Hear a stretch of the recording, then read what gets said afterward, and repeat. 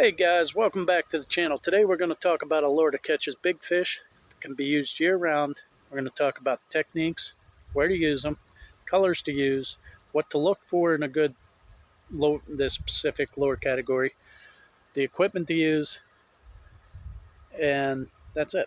So stay tuned, it should be a good one. Oh, and trailers to use. Okay guys, so if you haven't figured it out, the lure we're going to talk about today is none other than the football jig.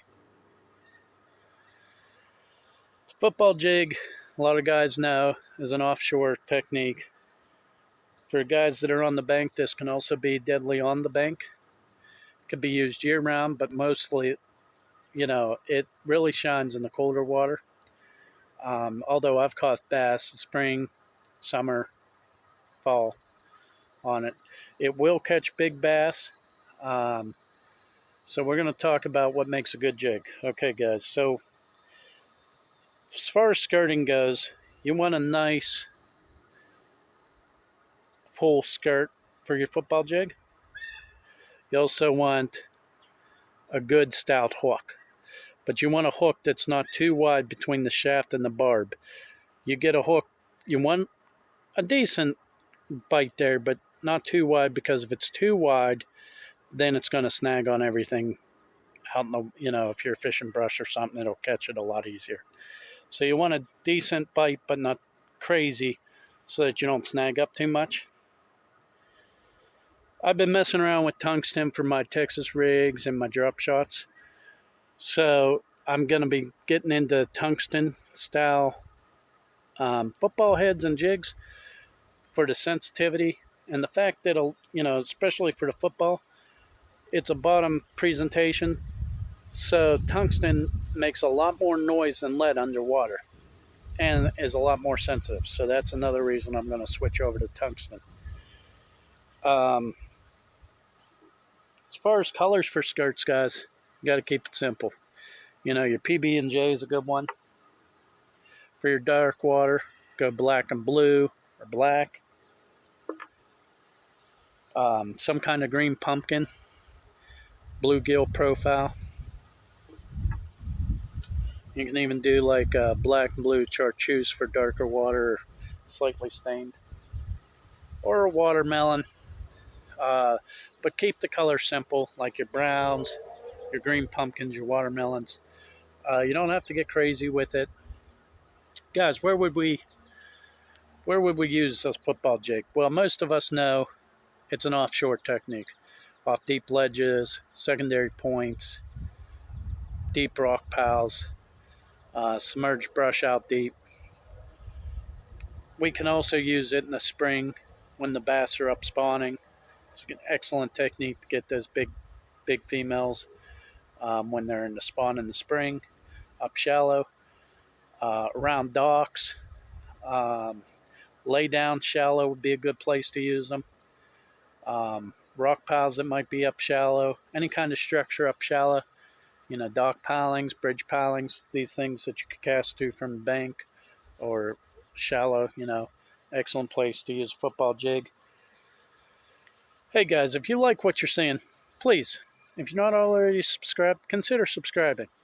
It just helps the channel, lets me know I'm doing a good job, and helps me bring more content like this to you guys, and makes the videos better. If you like the video, smash that thumbs up button, guys. Again, it just helps bring more content to more people, which helps me grow and helps me bring more content to you guys. And if you have any questions, or you want to leave anything, or just anything, leave them down in the comments below. I'd love to hear from you guys. Okay, guys, now get back to it. Trailers that we would use for football style jig be a twin tail grub. This is going to let that jig go down fast. It's not going to have a lot of resistance, but it'll have a lot of action behind it. Another one would be your Zoom Z-Crawl or Speed Crawl. Another type that I like to use would be the kick and crawl style. This will slow it down. It'll have more of a more resistance, so it won't let the jig fall as fast. But it'll definitely have a lot of action kicking off the back there.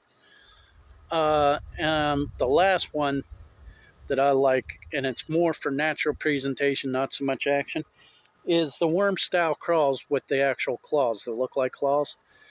Um, Guys, they're harder to come by, but if you can find them, and I'm trying to think of the brands that I have, to get back to you guys, I'll leave them in the, a couple of them in the comments below, the brands that I use. But anyhow, you thread one of those natural looking crawls on the back of your football jig, and you let it go down in the bottom. As soon as that jig hits the bottom, those claws come up almost like they're ready to fight, and then they slowly lower. Guys, I can't tell you how many big bass I've caught as those claws start to lower down. They just come out of nowhere and they just inhale it. I mean, it's just instant. So it's a, like a worm style body, but then it has the natural crawl look with the claws and the little antennas. Um, Excellent trailer for football jigs. I love to use them around brush piles, submerged brush, even floating brush, where maybe get caught up around bridge pilings or something. Excellent place. Uh, but what rod would we use? If you got a flipping stick, you would want a flipping stick, probably a medium medium heavy to heavy, depending on the style flipping stick you got, or some kind of good jig rod, which would also be like a medium heavy rod. Fast action tip. Uh, what weights would I prefer to use? I would go a ½ ounce, 3/4 ounce football head. Okay, to and I would use anywhere from 15, well, probably 17-pound test fluorocarbon, straight fluorocarbon. Then, depending on how deep I am and whatnot, I would go to a 3/4 ounce or bigger.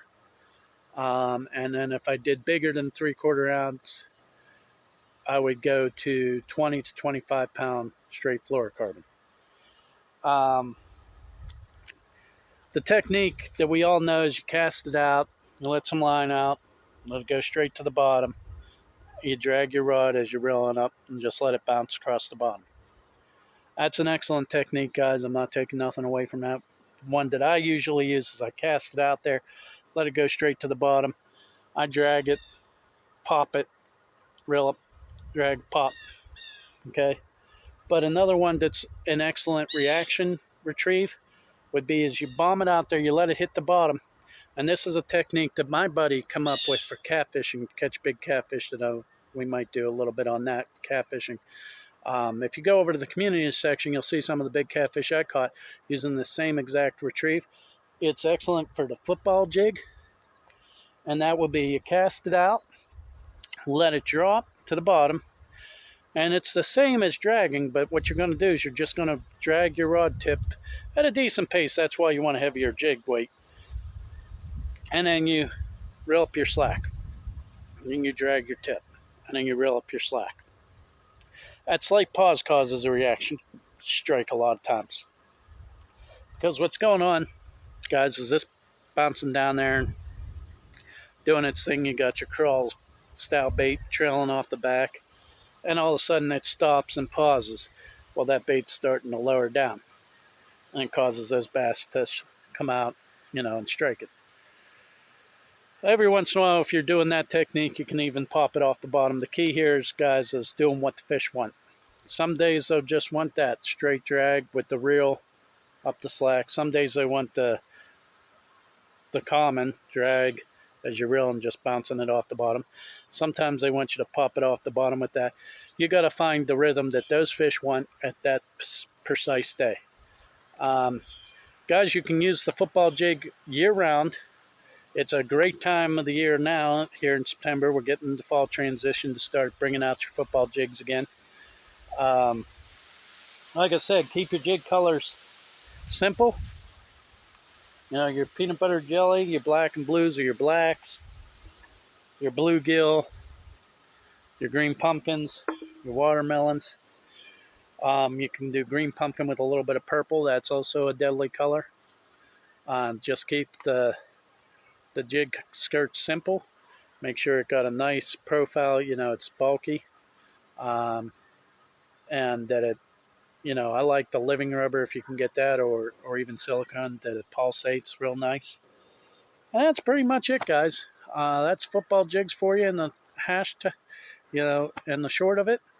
If you have any questions, please leave them in the comments below. You got anything that you like to do that I didn't share today on the video, please leave it in the comments below.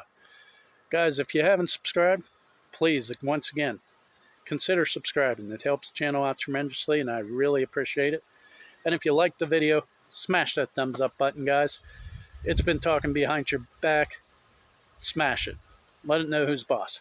All right, guys, that's enough fun for today. Thanks for watching. We'll see you on the next one.